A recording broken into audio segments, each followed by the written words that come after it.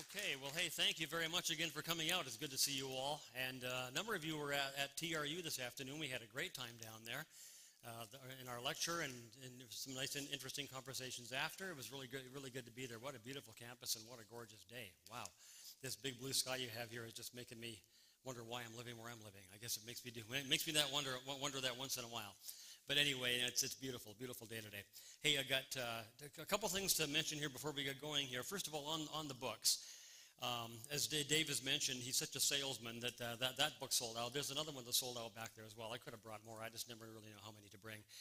But just so you know, they have a sheet set up there back there, and Dave mentioned that yesterday, where you can sign up, sign your name, pay the money for the book, put that down, and indicate which book you're paying for, and we'll send them back up here to Kamloops just in the next few days, hopefully. There's a special deal back there. You can buy all four for $50.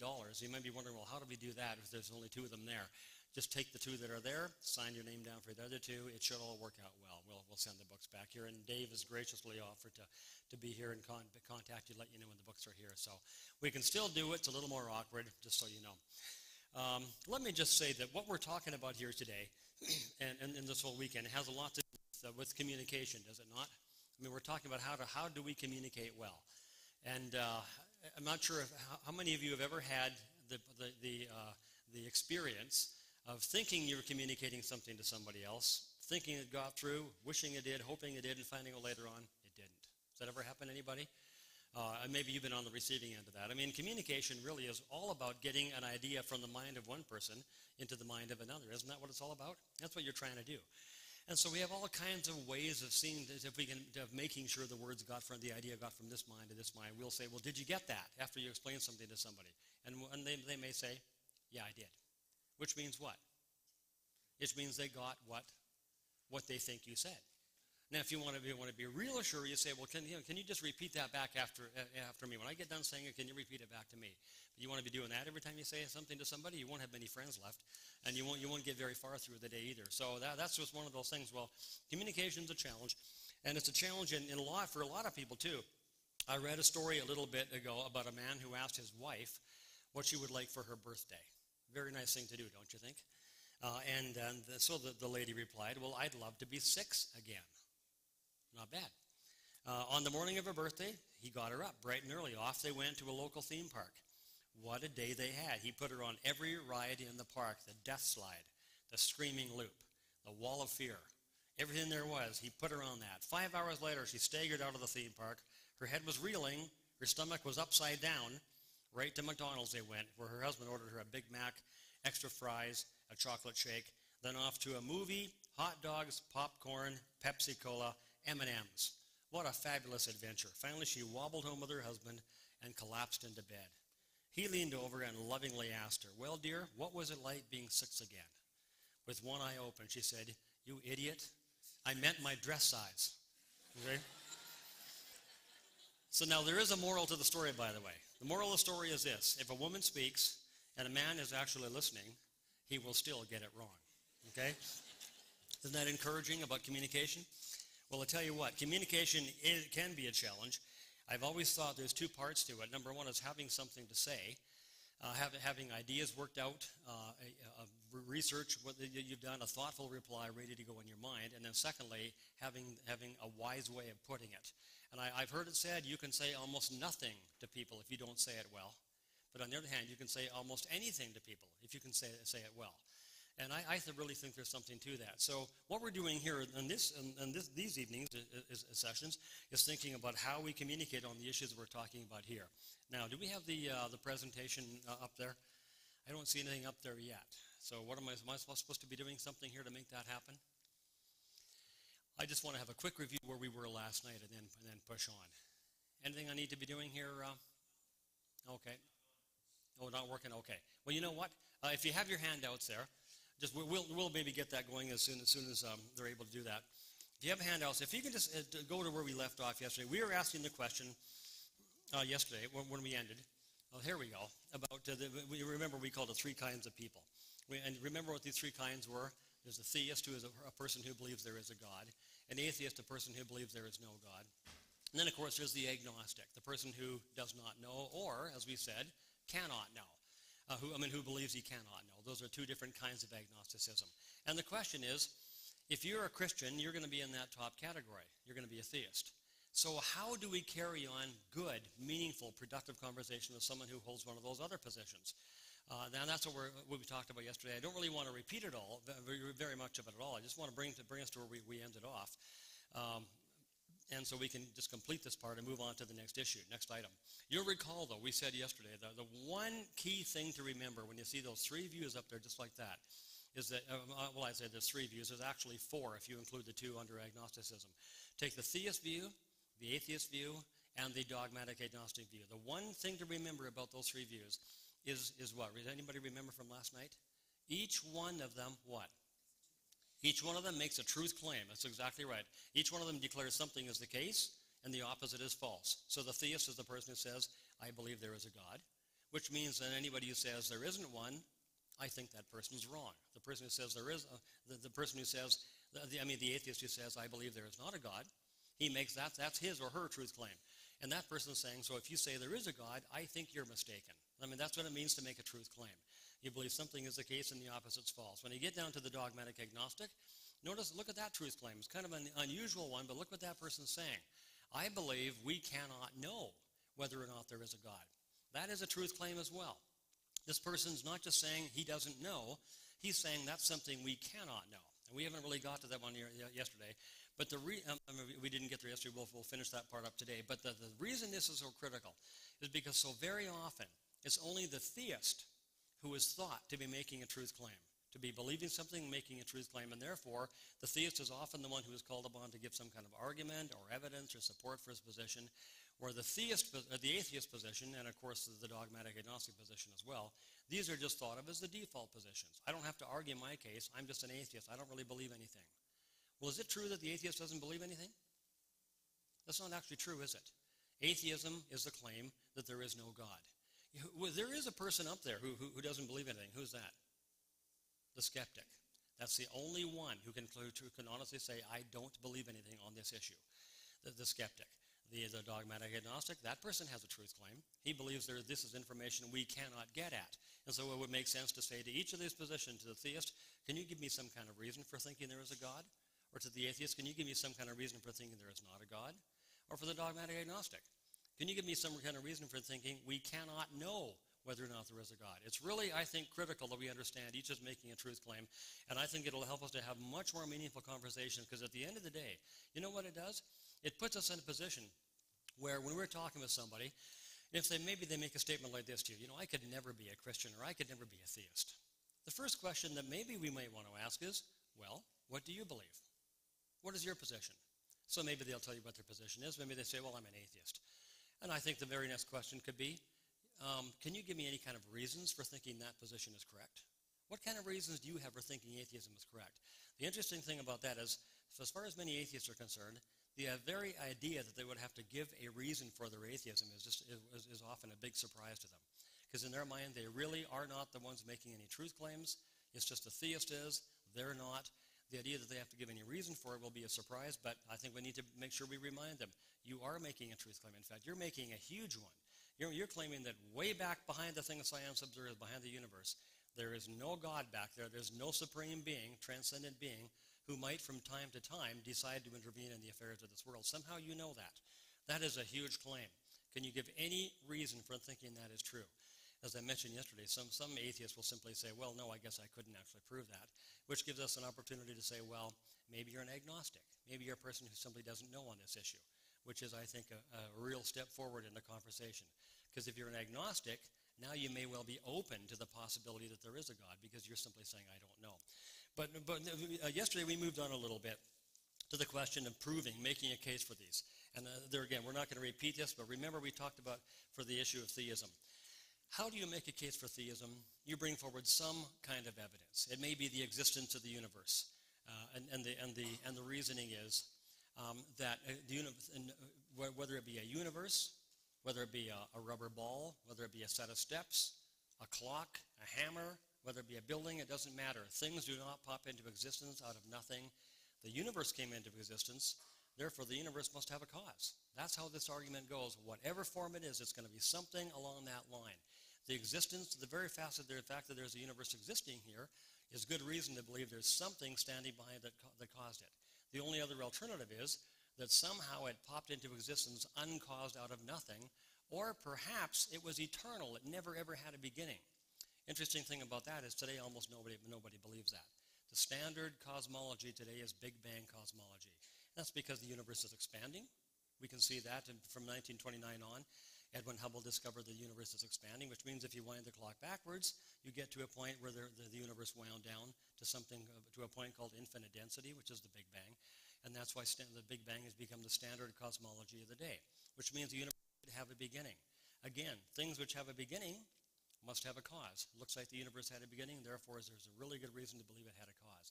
That's how that argument goes, and that's evidence that points in favor of the existence of God. Then there's, of course, the design that we see in the universe, and we talked about that yesterday as well.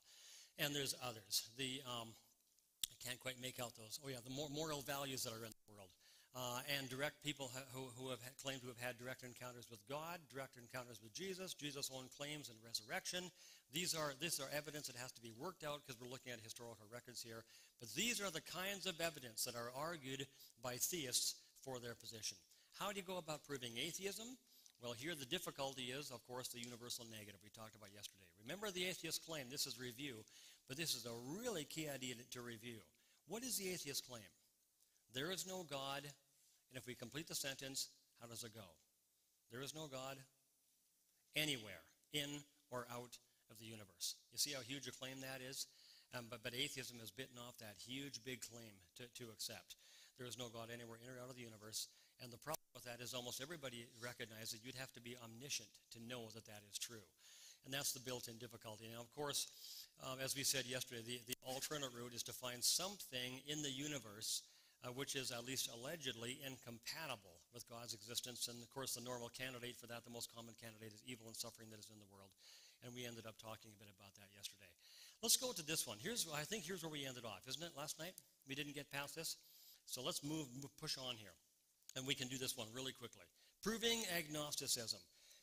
Is there a difficulty with proving agnosticism? Well, first of all, it depends what kind of agnosticism you're talking about. Because if we talk about skepticism, there again, as we saw yesterday, for you to walk up to a skeptic and say, well, where do you stand on the existence of God? And the person says, I just have no idea. I just don't know. For you to say, prove that. That's a pretty funny question, isn't it? Prove what? He is really, truly claiming not to know. He is the person with nothing to prove. How about the dogmatic agnostic, though? How about that position? Remember what this position says? It says we cannot know whether or not there is a God. Is there a built-in difficulty with this one as well? Kind of a little bit like the one with regard to atheism? Well, you know, way back when I was a seminary student, this was a number of years back now, my theology prof brought this to my attention. I've never forgot it, and I think he really nailed the point very well. He says there is a built-in difficulty in proving dogmatic agnosticism, and that is this. Think about this now. He says if you're going to try to support dogmatic agnosticism, you know what this view requires? It requires that if there is a God, he either would not or could not make himself known to us. And somehow we know that. You see what I'm getting at there? Because remember what the dogmatic agnostic is saying. He's not saying there's no God there. He's saying there may be a God there, but we cannot know whether or not there is a God. That's information we simply cannot get to. Well, what if we flip that thing right around and say, let's ask it the other way around. Suppose there were a God there. Do you think he could find a way of making himself known to us? Well, to support dogmatic agnosticism, you need to somehow know that if there was a God there, he either could not, as I said, or would not make himself known to us, and somehow I know this. Now, do you see the difficulty there? How could anybody know that if there were a God, he either could not or would not make himself known? Would you not have to be omniscient to know that? I think you would. I don't know how you'd ever make that case. And that becomes the difficulty with that position. So here's why I find all this to be really relevant. Because I think it puts us in a position, as we said a moment ago, where we can recognize that as we walk into a discussion with somebody, we can have a real level playing field here, recognizing that theism is not the only position making a truth claim. Theism does make a very important truth claim. The atheist does as well. The dogmatic agnostic does as well. And interestingly enough, the dogmatic agnostic position and the atheist position are both quite difficult to support. So if someone says, to me at least, I could never be a theist, my first question is going to be, well, then what are you? And whatever it is, and why are you that? What reasons have you got for supporting that? Can you give me some good reason for thinking that is true? Because if you don't like the reasons I've given, what reasons have you got for supporting your position? And I think that we need to carry on the conversation that way. Listen, does anybody have any comment to make? Because we're going to push on from this to the next issue here. Any comment or any question to ask about that, just to get anything clarified here? Okay. I don't see any hands, at least. Okay, let me move to the next one. Secular perspectives you may encounter, and questions you may be asked. What are some of these beyond what we've said here already? Well, the next one is we have what we have up here on the in the notes here is this one. How can Jesus be the only way to God and to true spirituality? Now, I'm not sure if you've run into this this question along the way. I bet some of you probably have. But this can end up being a real difficult issue to deal with. And I want to simply comment on the issue very briefly to set out what the issue is. And I want to have you talk to the people around your table and ask a very specific question here of this. First of all, let's look briefly at the teaching. What are we at? See, the word exclusivism is the word I have up on the screen here. That is, am I correct in saying that that's one of those, what do we say, one of those nasty words? Like discrimination. Who wants to be known as a discriminator? Or tolerance is a very good word. How about intolerant? It's one of those nasty words. Well, exclusivism is kind of a nasty word, isn't it? It's kind of a pejorative term. Who wants to be known as an exclusivist? Well, that's the idea here that's going on with this objection. How can Jesus be the only way? It seems like this kind of Christian exclusivism is so negative. And that's the issue here. And it seems difficult for people to accept. But anyway, let's look at what is Christian teaching on this matter. Well, I would say this to you. That as we look through, and we'll do this real quickly because we talked about this yesterday morning here at the church, that Scripture both teaches and assumes throughout that Jesus is the only way to God. I think you'll find that if we read the Scriptures carefully, we're just going to find that to be the case. And for that reason, the Christian is called to present Jesus to the world. This is the message we have to bring. And you can see this all the way through the different ways in the New Testament. John chapter 14:6 explicitly taught where Jesus says, I am the way. I am the truth. I am the life. No one comes to the Father but by me. Or Acts 4:12 is another one. Did I hit that wrong there? Yeah, Acts 4:12. It also explicitly taught. This is the one where the disciples say, there is no other name under heaven given among men whereby we must be saved. And other passages as well. Romans chapter 10. If you confess with your mouth Jesus and believe in your heart God raised him from the dead, you shall be saved. How many know 1 Timothy 2:5? If we start it, there is one God and one mediator between God and man, the man Christ Jesus. How many know John chapter 1 verse 12? But as many as received him, Jesus, to them gave he the power to become the sons of God, the children of God. And the verses go on and on. So that's the scriptural. Well, what objection actually saying here? The objection is saying something like this, that this kind of exclusivism is really objectionable to people. It seems arrogant, it seems closed-minded, and it seems intolerant to people. And especially in an age, in a society like we're in, where tolerance is elevated to a position of almost a supreme virtue, seen as a way for us to get along, defined as the acceptance and affirmation of all views as roughly good and roughly equal. Especially when it comes to matters of religion and ethics, and also not just that, but where truth is actually quite downplayed and sometimes seen as the enemy of tolerance. In the midst of all that, along comes the Christian, people like you and me, and we're saying, you know what, here's my message. I got a message for you. Jesus is the only way. And we say that. And that comes across as pretty rough, doesn't it? Well, let's think about how to handle that. The first thing I want to say here by way of a response, because there's a number of different parts I want to make to this response. The first response is this, that I think this objection deep down in its basic form is actually self-defeating. And can I have you at your tables talk about that for a moment? I'd like you to see, why am I saying this objection is self-defeating? Remember, the objection is this. What I don't like about Christianity is that it holds up Jesus as being the only way. It's saying all those other ways are wrong. Jesus is the only way. What I want to say That objection right off the bat. Now, maybe there's better ways we can say it, but the fact is that's the objection. And what I want to say, first of all, is that objection, when people make it, is actually self-defeating. And I want us to understand why that is so we can communicate that to people as well as we can. Can I just have you around your tables ask that question? How is this self-defeating? Self-defeating in what sense? Can I even discuss that for just a moment?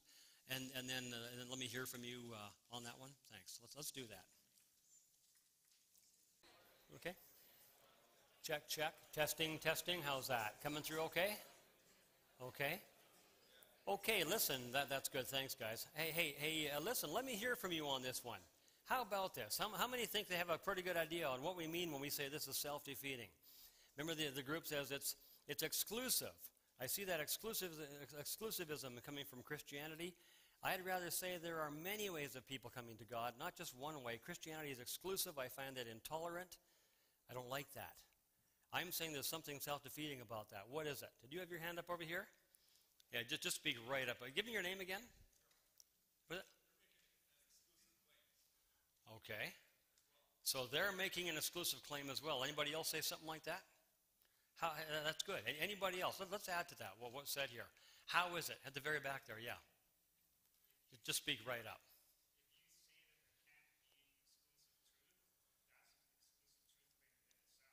Okay, so when you start making those kinds of claims, that's exclusivity as well. Really good. Anybody else? I heard something over here. Okay. Yeah, well, this one's not too hard to get a hold of, but yeah, this is where logic does come in really handy to see this, because this is strictly a logical principle at work here. Was there another hand here? I thought I saw a couple other hands here somewhere. It's like an auction sale. You just move your hand a little bit, and you bought something, you know. Anybody else explain how is this exclusivistic, or how is this self-defeating? Can anybody add a little bit of meat to the bones here, and make this a little bit just kind of explain it? What would you say around your tables? Yeah, right here. I just thought of the story about the elephant, Mm-hmm. describing the elephant. So Yeah. a bunch of different people have different perspectives of what the elephant is, the trunk, Right. Mm-hmm. the tail. Yeah. The person telling the story has a perspective that they can see the whole elephant. Okay. The person who's making a claim that you can't know is the person standing back and And yeah, and claiming to what? To know the whole thing. That's kind of what's ironic about the elephant illustration. It is so well loved by so many people. So many people love that illustration. But that's what's kind of ironic about it. I think I saw a hand at the very back up against the window. Did you have your hand up?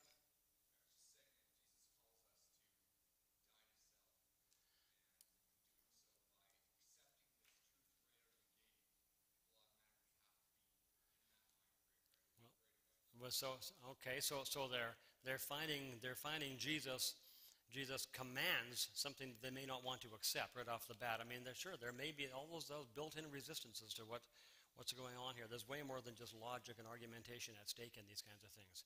There's no doubt about that. Yeah. Listen, I think we're pretty much getting it here. Let me put it this way. I'm just going to put it in the most crass way possible here. Let me just say, because I think the key question is this. Is it wrong? Let me just ask you this. Is it wrong? Is it intolerant to make this statement? Well, suppose you hear a person make the statement, or maybe you make it yourself. Listen, my view about the way a person comes to God is different than your view. And I believe my view is correct, and your view is not. Let's think about that. My view about the way a person comes to God is different than your view, and I think my view is correct, and your view is not. Now let me ask you, is that statement an exclusive statement? Yes, it is it not? And you know why? Because it asserts one idea is correct, and it excludes the opposite idea from being correct. Is that not right? You can see that quite easily, can't you? But here's my question. Is that kind of statement intolerant? Or is it wrong to make that kind of statement?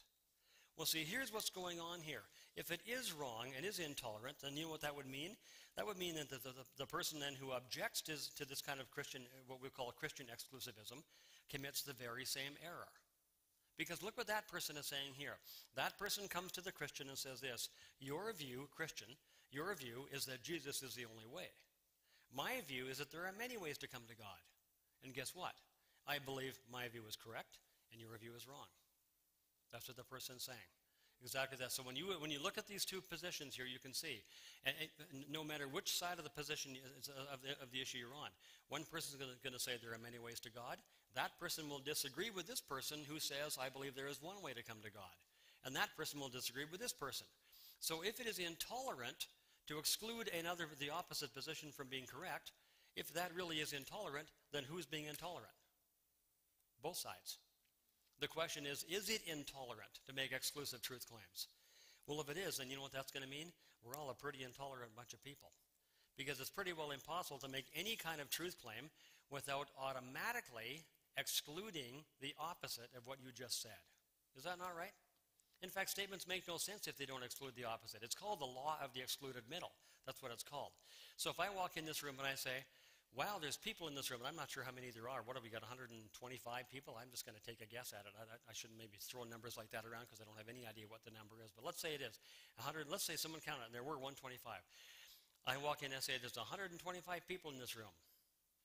And is it Sean? Josh. Oh, pretty close, wasn't I? Was that pretty close? Okay. Same kind of sound, the vowel sounds similar there. Okay. So Josh says to me, Chamberlain, you're pretty exclusivistic, aren't you? I said, wow, I am. I didn't try to be. What did I say? Well, you just ruled out anybody who said there's not 125 people in this room. And did I do that? Yeah, I did. I excluded them from being correct. If I say the lights are on, I guess I excluded people from being correct who say the lights are not on. And it's all the way, no matter what we say. And the person who says the lights are not on, that person's excluding the person who says there is. The question is it intolerant to make those kinds of statements? Because you can't make any kind of statement at all without excluding the opposite. And I think we should realize right off the bat that really nobody can avoid this kind of exclusivism if you're going to hold a position at all. And the point is, in the very act of objecting to Christian exclusivism, guess what you're being? You're being exclusive in the very same way because you're excluding that view from being correct. Now, of course, here's what the objection might be. But there's something different going on. You're missing my point here. My point is this. You are saying there's only one way. I'm saying all ways are good. Right? That's the difference, and you're missing that point. You really are being exclusive. I'm being inclusive because I'm saying all ways are good. To which, what do we need to say at that point? Yeah, are you saying the way that Christians put forward is right as well? Well, yes, I think Jesus is great. Do you accept that Jesus is the only way to come to God? Because that is the Christian view. Well, no, you put the word only in there, and that's the part I can't accept. Well, that's the whole point right there. We're back to where we started there. Okay? The Christian position is that Jesus is the way to come to God. And that's the part, that's the position that the person doesn't accept. And when you say that person says they accept always, they accept always, except, of course, except any view which says there is only one way, namely the Christian position. Now, I know that is difficult for people to take, but that is the Christian position. And we need to think even more about how to say it. All I want to say at this point is, if we could just somehow point out to people that if you're calling it exclusivistic, then we're all exclusivistic. If you're calling it intolerant, then we're all being intolerant. We don't get anywhere that way. You know what the question really is? Not who is exclusivistic and who is intolerant. You know what the question really is? How does a person come to God? That's the real question. And that's where we need to get to, I think, in our discussions. Let me go on to the second. We can talk more about that if we need to in the break or anything at all. Oh, yeah, there's a few things I could have brought in. Let's go to the second one. I think we need to carefully define this term intolerance or tolerance. Because this is a term that's thrown around very commonly in this discussion because Christianity seems to be intolerant at this point. And of course, given the fact that tolerance is so important in our day, in our culture, if you were said, you or your group or your perspective on life is said to be intolerant, that is a very strong mark against you in our culture. So we need to ask this question, what does it mean to be tolerant? Well, we need to define this term. Well, I'm not sure if you've taken time in the past in your own life to define a word like tolerance, but I think it's pretty important to do that once in a while. And tell me if I'm wrong when I say this. Our society, I think, tends to define the word tolerance as something along the line of agreement. Is that not correct? Agreement or endorsement or affirmation, something along that line. So if you're a person who says, I disagree with that particular person or that viewpoint or that lifestyle or that court decision or something like that, what will the response often be? So you're intolerant toward that person or that group or that lifestyle. You disagree, that makes you intolerant. You see what's going on here? It means that to be tolerant, what would you need to do? You need to agree with it. At least agree with it. Maybe even celebrate it, but at least agree with it, okay? Well, we need to ask this question really carefully. Is that the proper definition of tolerance, agreement? Have you thought about that? I would like to suggest this to you. And this is not an idea that came from me. I heard it elsewhere, but I've thought about it a lot, and I really agree with this, but you tell me what you think. The tolerance does not mean agreement. In fact, I would even say tolerance entails what? Disagreement. In other words, it requires there to be disagreement. Because you know what tolerance says? The tolerant attitude is the one that says, I actually disagree with something you're saying and doing, but I accept your right to say and do it. You see, if tolerance means agreement, that means, well, I could ask it this way. Do I need to tolerate, if I agree with you, do I need to tolerate you? That doesn't make any sense. I already agree with you. Tolerance is the attitude that says, I actually disagree with something you're saying or doing, but I accept your right to say or do it. I'm willing to tolerate the thing that I disagree with. Now, and that just means for Christianity to hold up Jesus as being the way to come to God, which means, of course, it disagrees with other ways of coming to God. Does that mean Christianity is inherently intolerant? Actually, not at all. You know what it does? It actually gives us as Christians an opportunity to show tolerance because now there's something we disagree with. And that brings me to my third point here. And I think that the third one practically is a really, really important point, and that is this. Let's make it difficult for people to label you and me as intolerant people. I think in the real world, when we're out living this stuff and communicating with others, this is going to be critically important because, you see, this has to do with how we hold on to the views we hold to. Because it seems to me that words like intolerant and arrogant and these kind of words, they're attitudinal words. And if we come across that way, you and me, then it really will lend credence to the idea that we really are arrogant and intolerant because it makes it easy for someone to say, you know, those Christianity really is arrogant and intolerant. And just look at that guy right over there if you don't believe me. But you see, on the other hand, if we're respectful to other people and their right to hold their views, if we're courteous to people, if we're welcoming of dialogue with other people, then you know what it seems to me that we have an opportunity to do? We have a chance to put people in the position where they're forced to say something like, well, yeah, Christianity seems kind of exclusivistic to me. It seems arrogant, maybe intolerant. But the Christians I've been meeting lately don't come across that way. And I would say if we can do that, we have confused the stereotype. We've shown people respect and courtesy when they were expecting intolerance and arrogance. And maybe we'll put a person in a position where they're more ready to hear, oh, none of us can really avoid exclusivism. So let's just drop that issue and let's get on to the big one, which is how does a person come to God? Let me go to the fourth one here, part 4. This one here, I always have to be so careful with it because I want to make sure we say it correctly, but look what we're saying here. Let's emphasize exclusivity, this whole idea that Jesus is the only way, the exclusivity of Christianity, when we should, and maybe I should say how we should, but not when and how we should not. You may be saying, what does that statement mean? Of course, it's true the way you say it there, but what does it mean? When and how should we not? Well, here is where I think we can learn something from the Apostle Paul in Acts chapter 17. Remember the passage where Paul went to Athens and went to the Areopagus, Mars Hill, and he was put there before all the philosophers of the day. That's where they brought everybody who had a new idea. And Paul was brought there, a highly trained guy that he was, a highly educated man, and he was also going around town talking about a dead man who had risen from the dead. So they brought Paul to Mars Hill and said, listen, give us your message, give us your new idea, whatever that idea is. And here was Paul in this highly religiously pluralistic environment. There were other gods, other worldviews, other faiths galore there. And here was Paul in the midst of the whole thing on the hot seat. He's wanting to present Jesus as the one true way to God. But tell me this, from your reading of the passage, when Paul went there, did he come across like gangbusters and say, you know what, here's what I got to tell you folks, all these other gods and idols of yours, they got to go. Most of your beliefs, too, they got to go. They're all false. There's only one true way to God. It's the way I'm going to tell you right now. Did he say anything like that at all? When you read the passage, you'll find he didn't do that at all. It seems to me his approach was about as positive as you could possibly get while not losing sight of what he had to say. Because he, in the midst of all that, you know what he did? He simply pointed his audience to Jesus as the way to come to God. And I think that's what we ought to strive to do as well, just to refocus our thinking. Because let me ask you this. What do you think about this? Is Christianity, first and foremost, A condemnation of all other ways to God and to spirituality. Is that what Christianity is? Let's think about that. Is it a condemnation of all other lifestyles and that kind of thing? Is that what Christianity is? I think it's important we understand. You know what Christianity is first and foremost? It seems to me it is primarily an invitation to people to come to the one who can connect them to God, namely Jesus. It's a positive message. It's good news. That's what the gospel means, good news. And now, of course, the implication is that if Jesus is the way to come to God and to true spirituality, if we want to use that term, well, then let's say that when we need to, and to make our case clear, but not when we don't. The way I like to think of this is the simple task of giving directions on any other matter. Suppose when this evening was out, so some of us went outside, and we see a car coming down the street, and it kind of stops and then goes again and kind of goes to the side of the road, then goes again, comes around the corner, and we look at it and we see Saskatchewan plates. Okay? The person is from Saskatchewan. He doesn't know his way around Kamloops very well. Okay?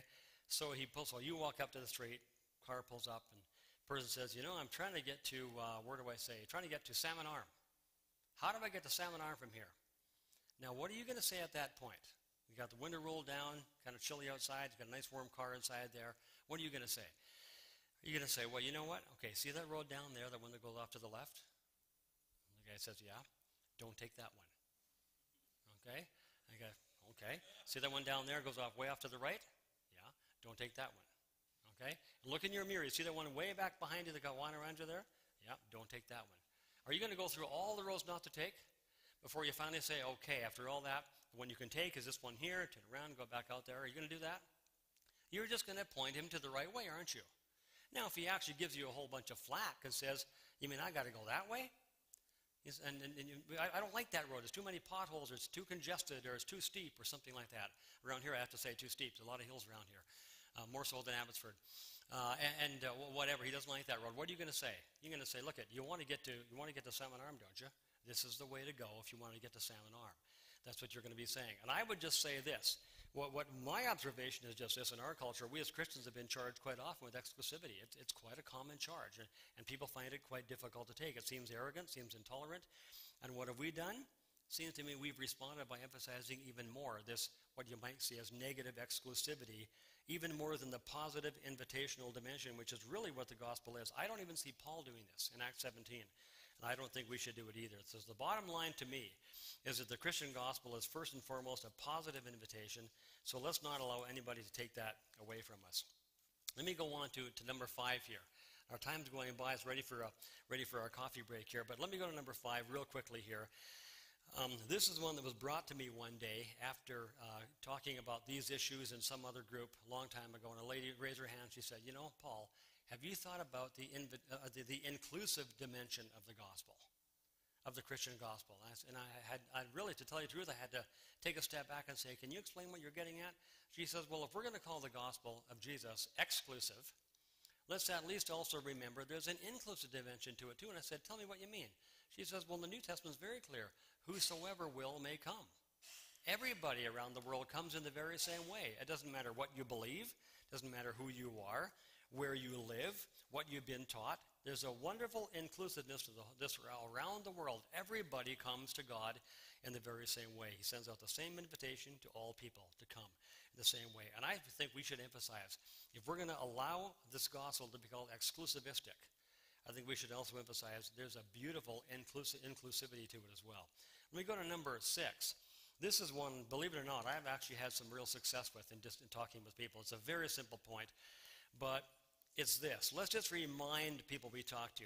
This isn't something I made up, this idea that Jesus is the only way. Because once in a while, you'll have someone come to you and say, you know what, why can't you Christians just lighten up on that one thing? There's a whole bunch of things about Christianity that are just fine. In fact, they're really great. And we like a lot of you people. But you've got this idea that Jesus is the only way. Can you just not lighten up on that one thing? Implication seems to be that I can somehow send in a memo to somebody, and we can make this one little adjustment or something like that. That's not how it is. It's not my message in the sense that I made it up, and I don't have the prerogative to change it. We need to understand here, this is when we communicate this, all we are doing is attempting to represent the message of our founder, Jesus, who himself said, I am the way, I am the truth, I am the life. No one comes to the Father but by me. It seems to me if we can just point that out to people, I didn't invent this. I don't have the prerogative to change it. I'm simply representing this message to you in the best way that I can. There's one more idea I want to get to here. Number 7, this is one I just added fairly recently, but I think it's a really, really important one, and that is this. Can we give people some reason to see that Jesus is unique? See, this to me is what it all comes down to. How can we get off making these kind of exclusive claims about Jesus? Claims about him that we would not make about anybody else. How can we say that? How can we do those things? It seems to me the only way we can do that is if Jesus really is unique. And is he unique? Yeah, according to Christianity, he's unique. He has no equals. There is nobody else in the world like him. And as a matter of fact, I think we should understand this and give people reasons to see that Jesus' exclusive claims actually make sense given who he is. If he really is the divine Son of God who died on that cross, he gave us this moral teaching. He lived it out too. Already we've said some things that are absolutely unique. No one else, no other moral teacher of the world, of the great moral teachers that there are out there, no one even claims to have lived according to his own morality perfectly. Jesus did. And he's known for that as well. And there's a whole bunch of ways in which Jesus is unique. Can we give people one or two reasons for seeing Jesus as unique? Because when we do, his exclusive claims, I think, tend to begin to make sense. I would just encourage people to read the gospel accounts. Eyewitness accounts of Jesus' life and teaching and others' responses to him, and see what you think about this person of Jesus. Don't read them as the Bible. If you don't accept the Bible as the Word of God or anything like that, just take the one or two of those Gospels and say, these weren't originally written as part of any Bible. They were just written as reports by people who were close to Jesus, and they were telling us what Jesus said, what he did, how people responded to him. They're historical records. Read them to see what you think about the person of Jesus and see if you don't think he's unique. There's another excellent couple of things you could read on this, by the way. Michael Green has a really excellent little book out called But Don't All Religions Lead to God. I don't know if it's in your church library here, but I would really recommend getting a hold of that book. I think you'll really enjoy it. It's a fairly simple book to read, and it's a book you could give away to a lot of people as well, because in that book, that's what he does. He brings out how there is no other person in the world like Jesus. He is absolutely unique. And when you realize that, then you realize his exclusive claims begin to make sense. C.S. Lewis also has an article in a book called God in the Dock, in which he talks about the uniqueness of Jesus being different than anybody else. And here's the point. When you read those Gospels and read this about Jesus, what you're going to be confronted with is a person who made astounding claims. Claims which, if they were not true, they are arrogant and silly, almost beyond belief. So if you don't think they're true, the interesting question is, well, then what do you think of Jesus? You must think he's a complete kook and a wingnut, or completely off the charts in terms of his arrogance. But you know the dilemma you'll have, and here's how C.S. Lewis put it. You'll be faced with a dilemma when you read those Gospels, because you're going to find these astounding claims which are off the charts. At the same time, you're going to find a person who set out some moral teaching in the world that is known by almost everybody to be some of the greatest moral teaching ever. Almost everybody you talk to admits this. Even many, many people who aren't Christians will say, don't get me wrong, I do accept the moral teaching of Christianity or the moral teaching of Jesus. He's known to be a great moral teacher. So that rules out the idea that he's probably a kook or a wingnut. So then what do you do with this person? As C.S. Lewis said, that's the dilemma you have to face if you really read those Gospels seriously, just as historical records. He made astounding claims. He claimed to be able to forgive your sins, claimed to be the one who was back there when Abraham was back there, the one who's coming again, claimed to be the divine Son of God who would die and rise again, made all those claims. In fact, in the end, he was crucified for blasphemy. He made those are the kinds of claims he made. At the same time, he set out a moral teaching which cannot be ignored. That's what you're going to face. So what will you do? And the one option he really didn't seem to leave open is the one that many, many people in the Western world like to take today, and that is what? That he's not God, but he's a great person and a great teacher. That's the one option, as C.S. Lewis says, he did not leave open to you. He did not intend to leave that one open to you. So that's what you'll find when you read the Gospels and read the others. And I just love to present that to people and just say, read this and see what you think about him yourself. And when you do, you'll see why these exclusive claims begin to make some sense. Listen, let's take a break here. And we'll be ending just after 9. Yeah.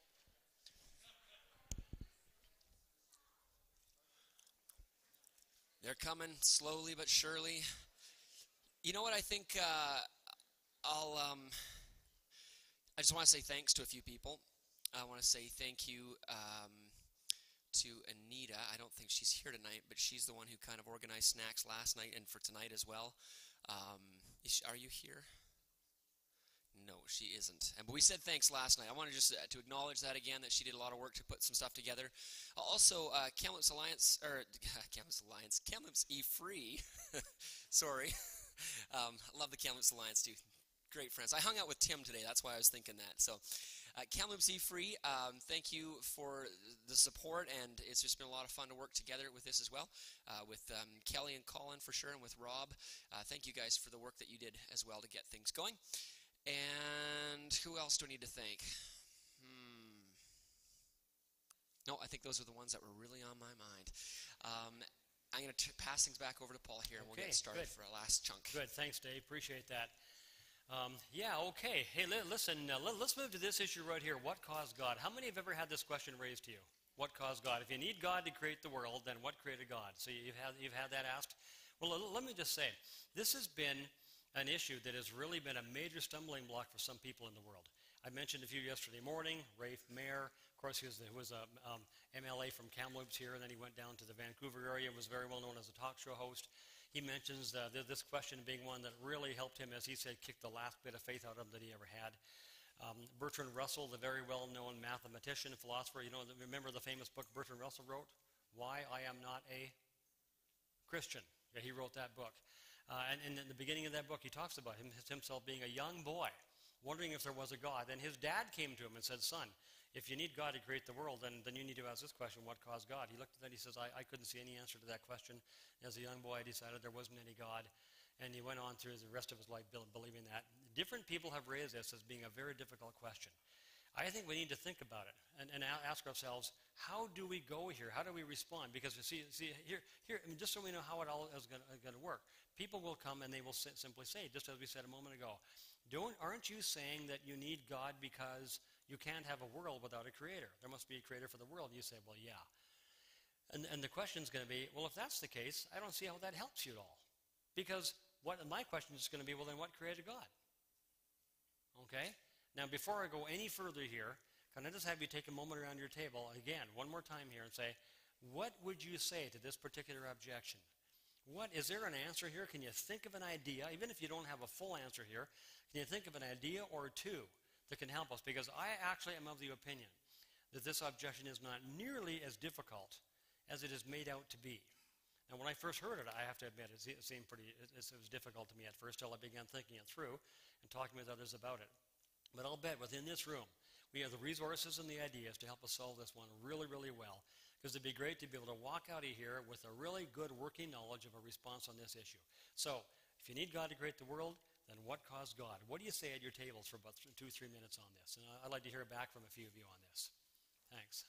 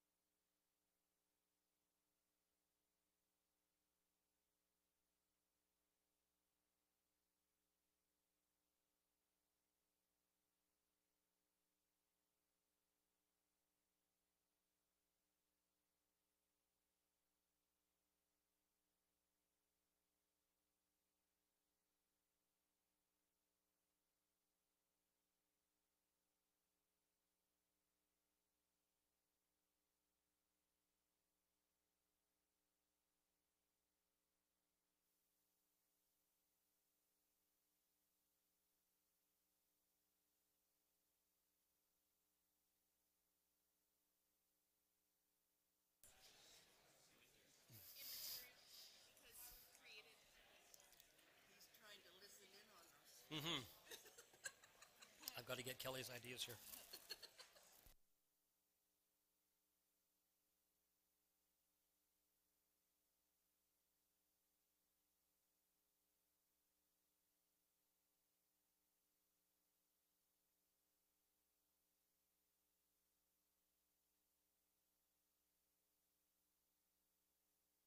In here, can I have your attention here? I would like to hear from some of you on this. How many of you think you have an idea or two that might help here? Anybody, you have an idea or two that would help?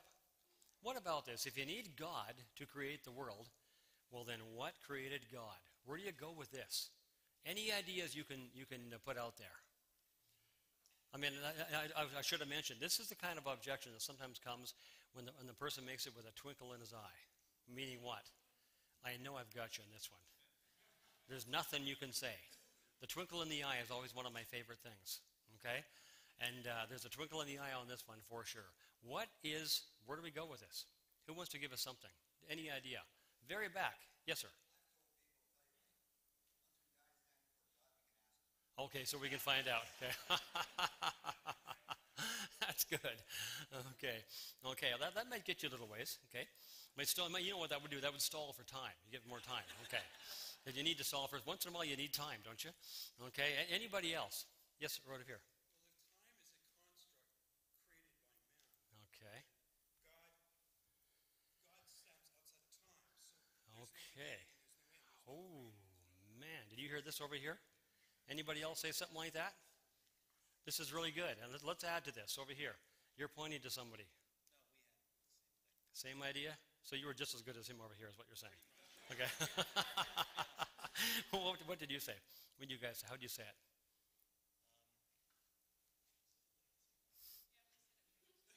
Said word for word, okay? Did you get it? You must have got it from them. Okay, so the idea is what? God is eternal. He's no beginning, no end. Is that the idea? How is that important? How does that fit here? What created God? You're saying God's no beginning, no end. So what? How does that fit? Okay. But how does that fit with the question, what created God?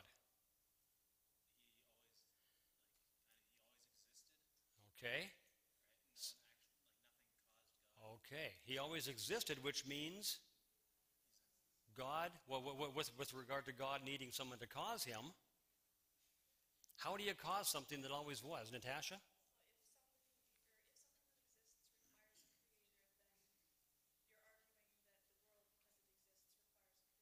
Okay. Okay, I think that's exactly right. See, look, how about this? When Christians say the world needs a creator, what are we assuming about the world? It had a beginning, right? There was a time when the world was not, and now it is. In other words, it came into being, so it needed a creator. What about God? How many in the room here said something about God being eternal or beginningless or something like that? How many? Quite a few of you mention that? It seems to me that is a really, really key idea here. And when you think of just that one thing, I think we're getting at the best response we could ever have to this, and we're getting at a definition of God here. Let me say, anybody else have anything you want to add quickly here? Yes, Colin, yeah.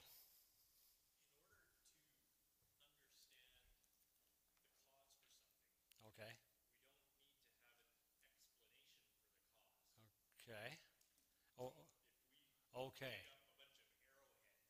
Okay.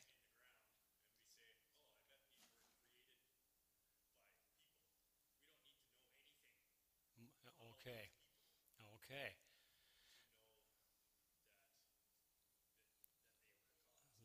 Yeah.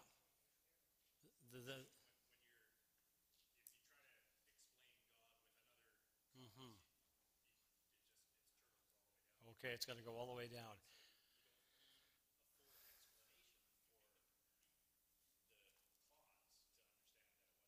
Okay, that's interesting. You see, I'm glad you raised that. Very few people raise that to me, but it's a point I have in my mind, at the back of my mind all the time. You must be married to an apologetic kind of a gal or something, Colin. Otherwise, I don't know how you would have come up with that idea. That's a really interesting idea here. Colin was my student. Maybe you got that from one of my classes, Colin. That's possible. I never thought about that. That was probably the mid-'90s, early '90s. You must have picked that up there. I don't know. Here's what I'm thinking. There's three things I want to say in response here. The first one relates directly to what Colin says here. Suppose by way of this, someone comes and says, if you need God to create the world, What created God? Suppose your answer is this. You know what? I haven't got a clue. How smart do you think I am? I can tell you what created God. I know in my case, I'd say I've been to university. Some of you are in university as well. And I know I picked up a few things in university, but I sure didn't pick up that much information. I just don't know what caused God. But what if you said to the person, just what Colin's saying here, so what does that mean? Does that mean the world does not need to be caused? What does that do to my theory that I mentioned earlier, that since the universe had to begin and needed to have a cause, and I posited God as the cause of that universe, because there had to be somebody to cause it. If I don't know the cause of the universe, how does that change anything that I said earlier? It's an interesting way of going about it. Now, the person may still say, I'm getting at something bigger, though. I'm getting at what's behind. You're saying you satisfied the whole question of what caused the universe by putting God there, but if you don't know what caused him, then how have you really satisfied anything? That may be what they come back and say. It's possible, I'm not sure, but just as Colin says here, you dig up a group of arrowheads or something, and you don't know what put them there. Does that mean nothing put them there? Does that mean somehow or other every meeting we find in the arrowheads is all gone because we don't know what caused it? It's an interesting question. What caused God? If you said, I haven't got a clue, you may not be as far behind the 8 ball as you think you might be. But let me move on to a second one. The second one here, explanation, comes from J.P. Moreland, who was a very good philosopher, Christian apologist. He's at Talbot Seminary down in California, and Biola University down there. And he was up here at our apologetics conference, not the last one, but the one before. A really, really fine guy. He's written lots and lots of books on apologetics, and he speaks and debates a lot. But he's a first-class teacher, and you can see him on YouTube a lot too. If you want to go type in some of these issues and his name, he'll often come up. And in a book that I used to use as a text by him called Scaling the Secular City, it's a little bit older book now, so I don't use it now just because it's getting a bit older, but I still refer to it a lot. He raises this question, and he says this by way of response. He says, explanations for things have to stop somewhere. You see what I'm saying? You can't just say, well, here we got this, and it was caused by this, and it was caused by that, it was caused by that, and you just go back and back for infinity. You can't do that. They got to stop somewhere. So the question is, well, where do they stop? Well, they stop at a point which we call an explanatory ultimate. When you get to an explanatory ultimate, that's his term there, then you've gone far enough. You don't need to go back any further. You say, well, what qualifies as a good explanatory ultimate? You see where I'm going here? And Moreland says, I'll tell you what normally qualifies as a good explanatory ultimate. He says, a rational agent of some kind. In other words, like a person, and a person who can actually think and cause things to happen, a rational agent. When you get back in your causal chain to something like that is a rational agent, you've gone far enough. That's your explanatory ultimate. You don't need to go back and ask further what caused that. He says that's how it always is. And to illustrate it, he says this. I'm not sure if he came up with this illustration or not, but I've used it over the years. But I think it does illustrate the point. Suppose one of you goes off to university somewhere. You're away from home. You're in your residence. And about a month later, a care package arrives from your mother. So you go get the care package in your mailbox, you open it up, and there's a whole thing's full of cookies, beautiful cookies. Immediately, you're surrounded by friends. And the friends are there, and then you start passing out the cookies to people. And pretty soon, they pass them back further and further as a few rows back to the back. And finally, somebody at the back who gets a cookie, he just yells out, hey, who made these cookies? Everything's quiet. Finally, the guy at the front with the box says, my mother. What would you think if the guy at the back said, that doesn't help, who made your mother?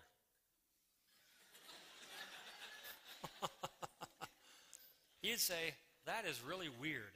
Like, who are you anyway? Like, what are you asking that for? Haven't I given a satisfactory explanation by saying, my mother made their cookies?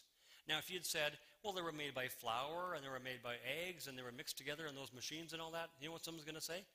Yeah, but that still doesn't help. I'm looking for who made the cookies. Because I haven't got a sufficient explanation yet, because I haven't got a rational agent, have I? So you can go back and back ways, but when you get to the rational agent, your mother, that should do it. And it normally does do it. And if someone did do that, it probably would be a joke, and everybody else would laugh, and you'd realize, okay, it's a joke because when I say my mother, and when that person says a mother, he's explained it adequately. And Moreland says that's what Christians have done. Not just Christians, but others who posit God as a rational, cosmic, rational agent standing back behind the universe as an explanatory ultimate. That should do it. If it works elsewhere, why should it not do it here? And then that's one way to look at this. It's kind of an interesting way to look at it.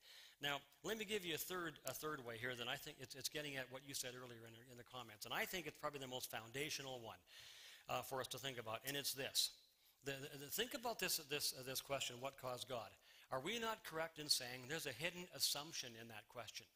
People are assuming something when they ask it, and it's this, that everything which exists requires a cause. Is that not the assumption behind that question? You follow me there? When someone says, what caused God, they're assuming everything needs a cause, right, including God.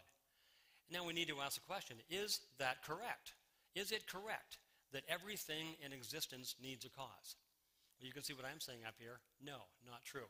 Now the reason we might tend to think so is because obviously everything around us needs a cause. I mean, I got a pair of glasses in my hand, I've got a clicker in my hand, and I've got the music stand here, and you've got a table you're writing on and a pen and paper. Did all these things need a cause? Yeah, they did. Everything in our experience needs a cause. So we can tend to say, and sometimes we as Christians might make the mistake of saying, everything that exists needs a cause. If you say that, then what have you unwittingly done? You've included God in there because God is an existing thing. God is an existing being. If you say everything needs a cause, you walk right into it, and the person can say, well, then what caused God? The hidden assumption here is that everything that exists requires a cause. That is not true. You know what is true? It seems to me this is what's true. Only things which have a beginning need a cause. This is the really big point, okay? Which means what? That now the key question is this. Did God have a beginning? You see what I'm saying? Because the only way to show that God needs a cause is to show that God had a beginning. And here I find it to be a very interesting thing, because when it comes to defining God, you may say, well, who can define God? Who's got the right to do that? Well, interestingly enough, even in a completely secular discussion, people in philosophy, you know how God is defined? A being greater than which none can be conceived. The word God is reserved for that highest, supreme, transcendent being, who almost in every case is assumed, even by people in philosophy, to be a beginningless, eternal being. But let's just leave philosophy out of it for the time being and leave all that out of it, because I think that's true nonetheless. But let's think for us for a moment about the Christian conception of God, because when this objection comes to us, it comes to us as Christians, doesn't it? What caused your God? We put the Christian God there, we paused it and said, this is the God necessary to create the world. You're saying what caused God? You know, the beautiful thing here is the Christian conception of God beautifully answers this question, because you know what the Christian conception of God is? An eternal, beginningless being who had no beginning and therefore could have no cause. Not only does he not need a cause, he simply couldn't have a cause. And in one very real sense, and I heard Moreland say this just the other day as well, as adding to what we're saying right here, he said, in a very real sense, when you understand that the word God means an eternal being, then look what you're asking. You're asking a very incoherent question. What caused, and I mean an eternal and uncaused being, you're asking what caused this uncaused being? That's like asking, how heavy is the musical note C? What color is the musical note C? You're asking questions that can't even get off the ground because they're incoherent. When you recognize God as an eternal, beginningless, uncaused being, by definition, the Christian God is that, then you recognize that you can't even really ask the question, what caused God, without asking an incoherent question. But the bottom line point is, if the God of Christianity, the God of the Bible, from Genesis 1:1 right on through to the end, is an eternal, beginningless being, then he beautifully solves this question, this problem, what caused God? The answer is nothing. He needs no cause because he's an eternal being. Now, the only thing I could see someone objecting, and the only objection I could see someone raising is to say, well, you know what? The concept of God I have is not of an eternal being. You know what? What if someone says that? That's the concept of God I have, a being who's not a God who's not eternal. My answer would be, well then, you do have a problem. I'm not sure how you're going to answer your question for you. That's not the God of Christianity. The God of Christianity is an eternal, beginningless being. He solves this problem beautifully. The other objection someone might raise is to say something like this. You know, that sounds like a cop-out to me. You've defined God just so that he answers this question. That he has no beginning. You've thrown in this eternality of God so that he has no beginning, so he answers this question. That's kind of a cop-out to me. That's a very odd objection to me. Can you imagine someone going to a scientist who's constructed a hypothesis to explain the data? And the hypothesis is designed to perfectly explain that data. And you go to the scientist and you say, you know what I don't like about your hypothesis? It perfectly explains the data. The scientist says, what? Yeah, I know, I don't like that. That's a cop-out. You've designed that hypothesis so it perfectly explains the data. The scientists would say, in that case, I think I've done a pretty good job. But the interesting thing enough for Christians is we didn't just design or define God in this way to solve this problem, did we? This is what's even more powerful to me. From the beginning of time, from as long as we've had the Bible, and as long as Christian theologians have been talking about God, he has been seen as an eternal beginningless God. The Bible opens up in Genesis 1. In the beginning, there was God already. He was there, and he's the creator of all else that is. He's the creator of everything else that exists apart from himself. That's the picture we have of God in the Bible. What are your comments on that? And any comments or questions anybody wants to raise here on that? Do we think we could work with that? Because I'd like us to be able to work with it in conversation with people and whatnot. That's what's really important here. So, okay, you know what? We don't have too much more time left. I'm going to get into this. The next issue isn't Christianity anti-women. I don't know how much more we'll get beyond that just because our time's going by, and we do want to make sure we let you out on time here. But let's look at this question. This comes as a serious stumbling block especially to some people, depending on what your background is and what your experience with Christianity is. And the notion of it is that, let's see, I need to get through this, don't I? I've got all this to go here. Okay, yeah, the issue is that it's a widely asked question, and depending on what your perspective is and where you've come from, this can be a very serious stumbling block. Let's imagine, just suppose you are a person who has very strong feelings about women's rights and women's equality and the progress women have made in our culture. They've got lots of opportunities today. They can go out and get trained and get educated and get work and get jobs. And they can do all these things. And you're thinking to yourself, if Christianity ever had its way during the last 40 and 50 years, women would not have made the progress they're making today in our society. If that's what you're really thinking. You're thinking even today, if Christians ever got their hands on the realms on political power and really began to wield it with freedom, we begin turning the rights of women back again. If that's really what you think in your mind, then someone comes to you and says, can I invite you to consider becoming a Christian? What are you going to say? I don't have any interest in that at all. This stands for everything I oppose. And this comes as a very common challenge to Christians, to Christian faith. That Christianity, at its core, when you understand it, is a sexist, anti-women religion. Well, what do we say about it? Well, you know what? There's a whole lot of things you could say about this.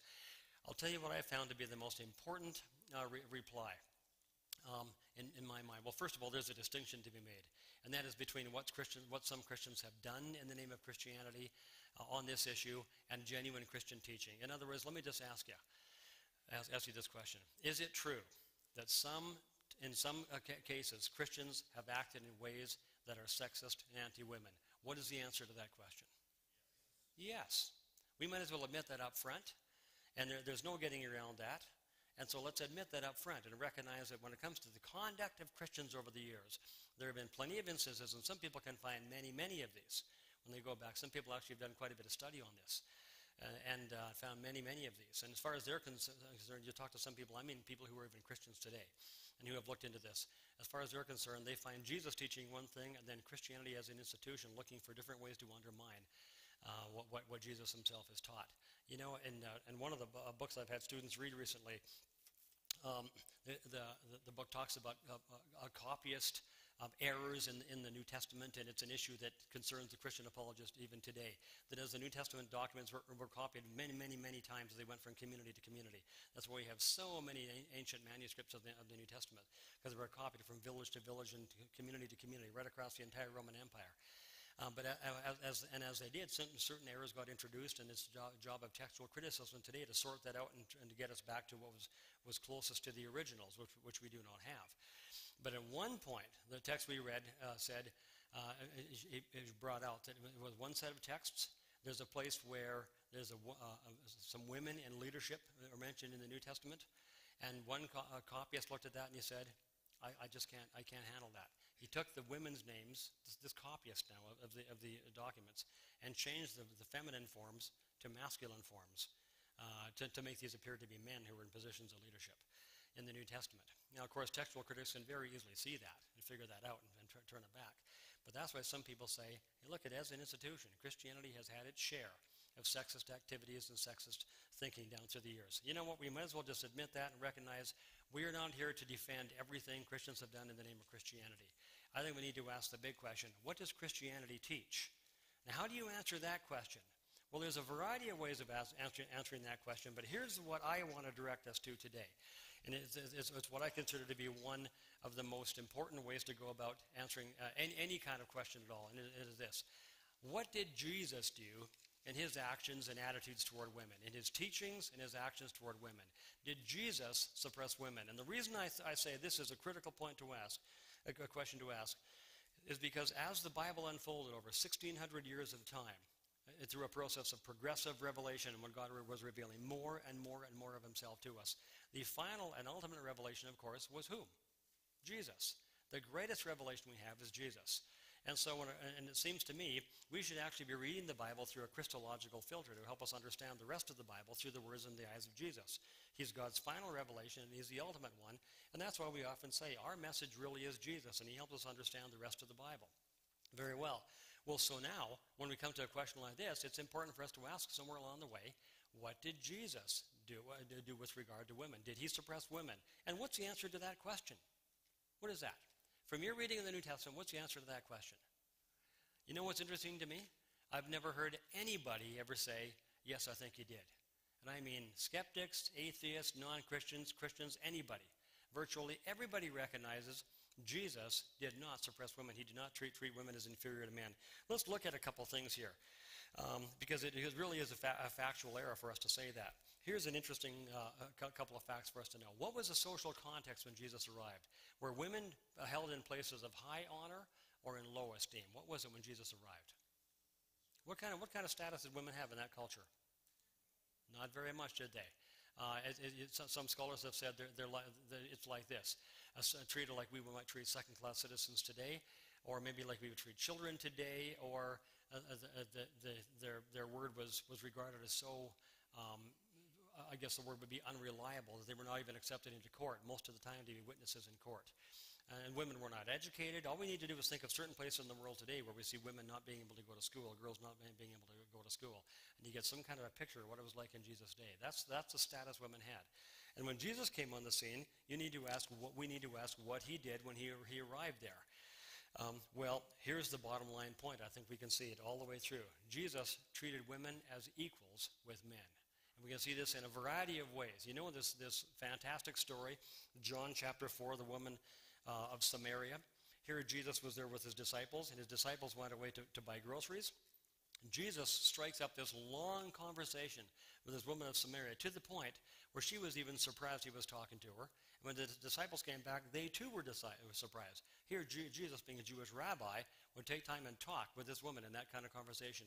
Because when you have a conversation like that, you are elevating the status of somebody. You're bringing them into your circle, and you're having that discussion. That's what he was doing. Not just that. But let's think about this here, something we may not think about as often as we ought to. When you read the New Testament account here of some of the most important things in the New Testament, important parts of Jesus' life, his burial and his resurrection, who were the primary witnesses to these key events? This is a really fascinating thing. Women. And that, you know what's fascinating about that to me is, especially given the fact of the status of women today. When you go to the status of women at that time. When you go to Matthew 28, Mark 16, Luke 24, when Jesus rose from the dead, whom did he first appear to in every one of those accounts? It was women. And I find that to be remarkable in the light of the social context of women today, the place of women socially, and the low credibility of a woman's testimony in court. And see, apologists have often jumped on this and said, you know, this is another one of those internal indicators of authenticity. Because if you were, just imagine, suppose you were going to make up the whole story, everything about Jesus, him being crucified, him being raised from the dead, and you were going to make this up years later, and you wanted people to believe it in that context. What kind of people would you get to be witnesses to the most key event? Would you use women or would you use men, especially when there were men available, disciples and everybody else? Yeah, you'd use men if you were going to fabricate the whole thing. The fact is that there was women here, which is a real strong indicator that this is exactly what happened. It also exalts the status of women in a really wonderful way. There's one other passage I would just want to point us to here, and that is Galatians chapter 3, verse 28, which I think I have up on the screen here. And the reason I want to give you this is just because this one came from the Apostle Paul, who is often said to be the person who, if anybody was suppressing the status of women, it was him in the New Testament. Well, look what he himself said, Galatians chapter 3. The words here, In Christ, there is neither Jew nor Greek, slave nor free, male nor female, for you are all one in Christ Jesus. Now, he's not saying all these distinctions disappear. There's no more genders or no more sexes anymore, anything like that. He's not saying that. What he's saying is the various value judgments we make on the basis of all these categories here, they all disappear when you come into the kingdom of God. And look at what he's mentioned here. Slave nor free. Can you imagine that in that society? A slave owner who had all the power that a slave owner would have in that day, and a slave. They both become Christians, say. They both walk into the house of God, and what happens? They're considered equals in the house of God. They're both children of God, and they're considered equals. This is really radical stuff, and that was what was happening in the kingdom of God in that day. And he said the same thing, male or female, Jew or Gentile, those big racial distinctions. So that's what I find when I read in the New Testament. And I would just say here, say this to us, and there's more things we could say about this issue, but I have always found whenever this issue is raised to me, I mention this one thing, just ask this one question. Did Jesus treat women as inferior, or did he exalt the status of women in his day, treating them as equals in value with men? And almost everybody ever talked to says, yeah, we know he did that. Well, there. To say Christianity is anti-women, I think is a mistake. The only question is, can we make sure we get our own houses in order as well? So that we are demonstrating the kind of respect for women that Jesus himself did as well. Hey, look at any last comments at all, because our time is just about gone here. We don't have time to get into the next issue, but I know you have the notes there for you to walk through, and I always give more notes than I know I'm going to get through, just so you can have them and you can walk through and get whatever benefit you can there. But any last comments anybody wants to make by way of a question or anything you want to raise, and it can be on this topic, or if we have 2 or 3 minutes, anybody want to take any other topic and just throw something at us, I'd be perfectly happy with that before we go. Yes? Just speak right up. Sorry? Yeah. Yeah. Yeah. What is your question about that?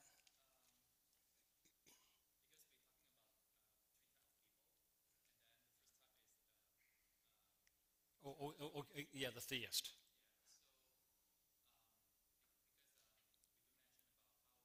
Yeah.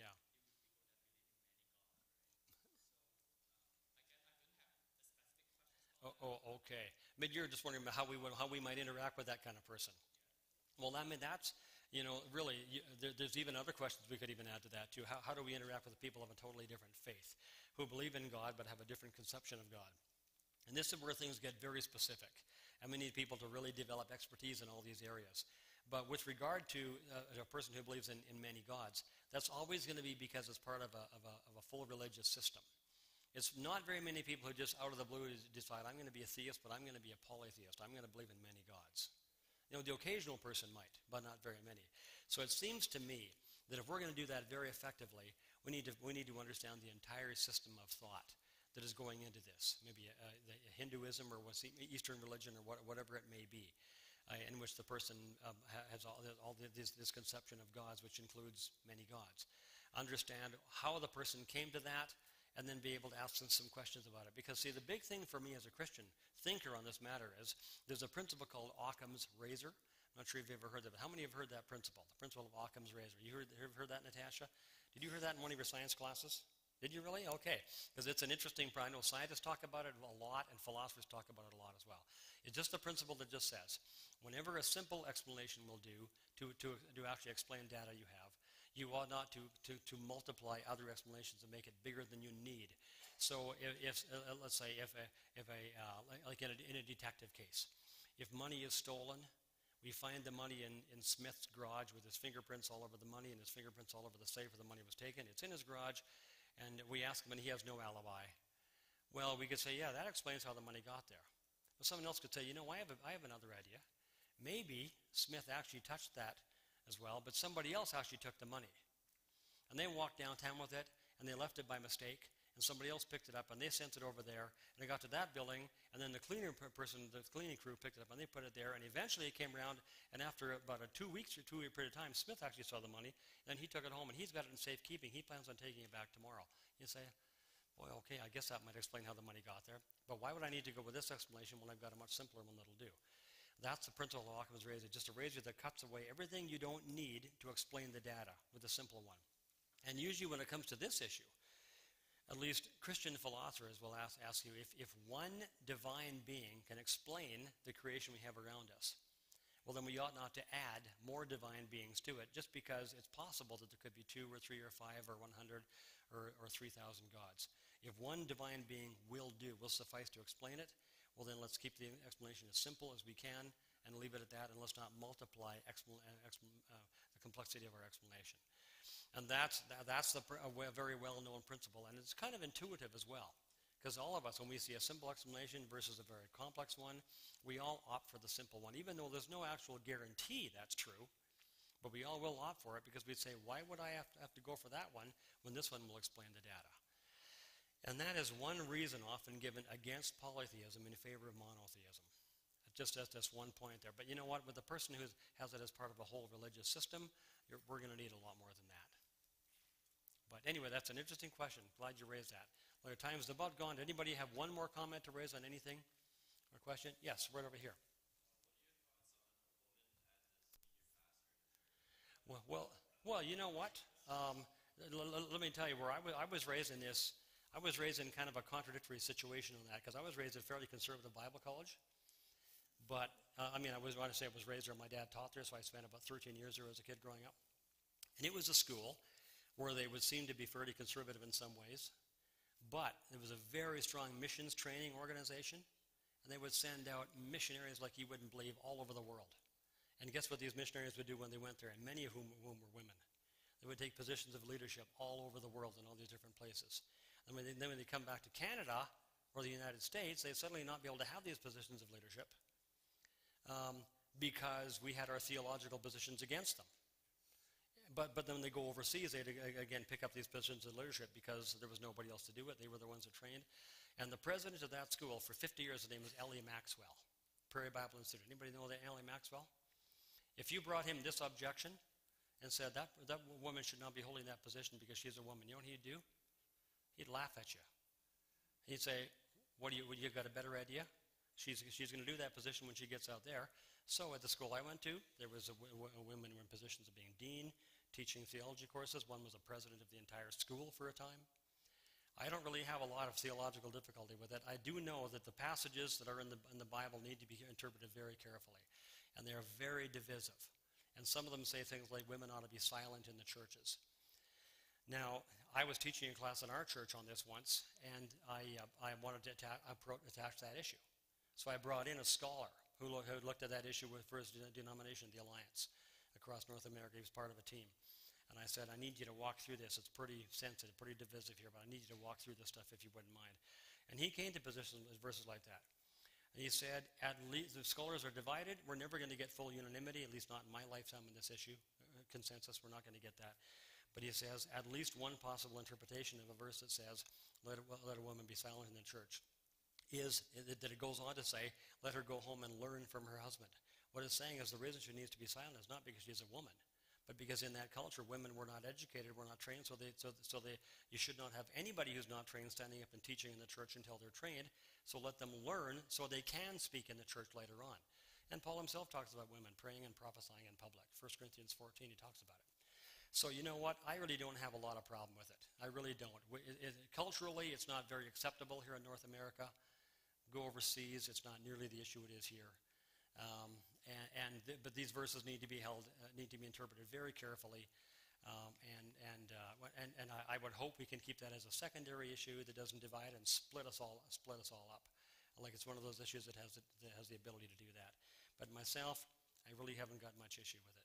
I really don't, because I've seen different people look at the passages with great care and come to different positions, and some of them have made quite a bit of sense to me.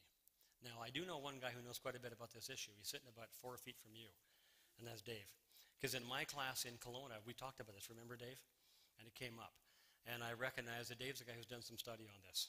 And it would be worth talking to Dave sometime and just hearing, because that's what it takes. I think what we need on the issue is a careful analysis of the individual texts. That's what it comes down to. Because people who believe women should not have these positions do it out of the best of intentions, wanting to honor the Word of God, which they believe makes these statements. So this is what it comes down to. Let's understand these texts as carefully as we can. So, yeah. That's one of the kinds of passages that is relevant to what we're saying here today, and has people, thinking that Christianity is sexist because of some of these passages. We have to interpret them really carefully. And it's one thing to see what Paul said there, but you got to see what he said elsewhere, put that all together. There's a principle I learned on this a long time ago, and that is that when I was younger, I used to hear that Martin Luther, the great reformer, didn't like the book of James. He didn't like it. I thought, what do you mean didn't like the Bible? How can you not like the book of James? It's in the Bible, Martin. Okay? But Martin Luther was so big on justification by grace through faith. The book of James sometimes seems to speak against that. And it's quite incredible what James actually does say in there. I find James is giving us he's rounding out our full definition of faith. He's telling us that genuine, true faith is the kind of faith that will produce good works. And the evidence of it will always be there. We'll see it. And so that's why he says when you walk by somebody who's hungry and in need, and you walk by and say, be warmed and be filled and have a good day, brother, and you don't do anything, James says, can that kind of faith save you?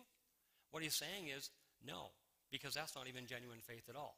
So that's what I find James doing. But I did hear, I've heard numerous times, Martin Luther didn't care for the book of James. Well, I got to seminary, and I got talking to one of my colleagues, one of my student friends there, and he said, I'm doing a thesis on Martin Luther's use of the book of James. He says, people always tell me Martin Luther doesn't like James. But have you noticed how many times he refers to the book of James authoritatively in his other writings? And I thought, well, that's a pretty good point. Because we can make an easy statement and say he doesn't like the book of James because of something he says about it.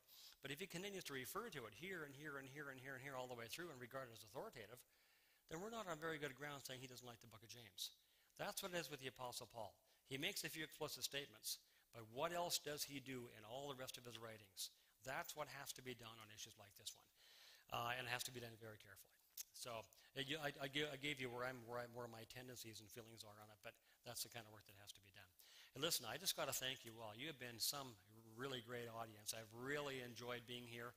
And I want to thank Dave very much. I want to thank Harry Bicknell, the pastor is here, and Pastor Rob Cave, who I don't think is here today because I think he's on his way to Seattle.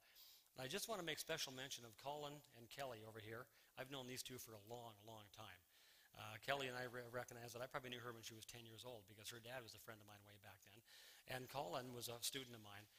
But since coming to Kamloops, they've showed a real heart for the gospel and for Christian truth in this city and for apologetics. And they've done a lot of work to even make this whole event happen. So I really want to thank you guys. God bless you for what you're doing here. And thanks to those of you who've led it. And it's been really good to be here. Thanks. Okay. Thanks, David. You betcha, bro. Okay.